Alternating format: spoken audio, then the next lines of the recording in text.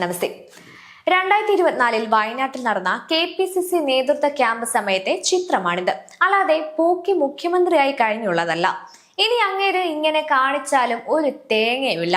കോൺഗ്രസുകാരന്റെ കയ്യിൽ നിന്നും നല്ലതൊന്നും വരില്ല. വരുന്നത് 100% അഭിനയമാണ്.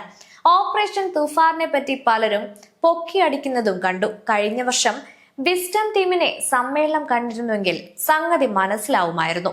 ലെബനൻ മോഡലിൽ നാർക്കോട്ടിക് ജിഹാദ് നടത്തി കാഫറുകളെ അരാഷ്ട്രീയവാദികളും നിഷ്ക്രിയരുമാക്കി ഇസ്ലാം ഭരണകൂടത്തിലേക്കുള്ള ശ്രമമായിരുന്നു. പക്ഷേ കാരിയർമാർ തന്നെ അത് ഉപയോഗിക്കാനും തുടങ്ങിയപ്പോൾ തകർന്നത് ദീനി കുടുംബങ്ങൾ തന്നെയായിരുന്നു. വെഞ്ഞാറമൂട് കൂട്ടക്കൊല ഓർമ്മയുണ്ടല്ലോ. അതിനുശേഷമാണ് വിസ്ഡം മീറ്റിംഗ് നടന്നത്. ദീനി യുവാക്കൾ കൈവിട്ടു പോയെന്നും ജാഗ്രത പാലിക്കണമെന്നും മയക്കുമരുന്നിൽ കുരുങ്ങി നമ്മുടെ യുവസമൂഹം തകരുകയാണെന്നും കൂട്ടവിലാപമായിരുന്നു. പക്ഷേ പിണറായി സർക്കാർ അനങ്ങിയില്ല. വിതച്ചവർ കൊയ്യട്ടെ എന്ന് അവർ കരുതി കാണും.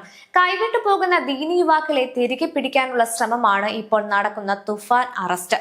ചെയ്യപ്പെടുന്ന 70% ദീനികളാണ്. എന്നിട്ടും ന്യൂനപക്ഷ വേട്ട എന്ന കരച്ചിൽ ഉയരുന്നില്ല എങ്കിൽ ചിന്തിച്ചു നോക്ക്, യഥാർത്ഥത്തിൽ തുഫാൻ ആർക്ക് വേണ്ടിയാണെന്ന്. പിന്നെ പൂച്ച കറുത്തതാണെങ്കിലും വെളുത്തതാണെങ്കിലും എലിയെ പിടിച്ചാൽ മതിയെന്ന് പറയും പോലെ തുഫാൻ കൊണ്ട് സമൂഹത്തിന് ഗുണമുണ്ട്. അതുകൊണ്ട് മിണ്ടാതിരിക്കുന്നതാണ്.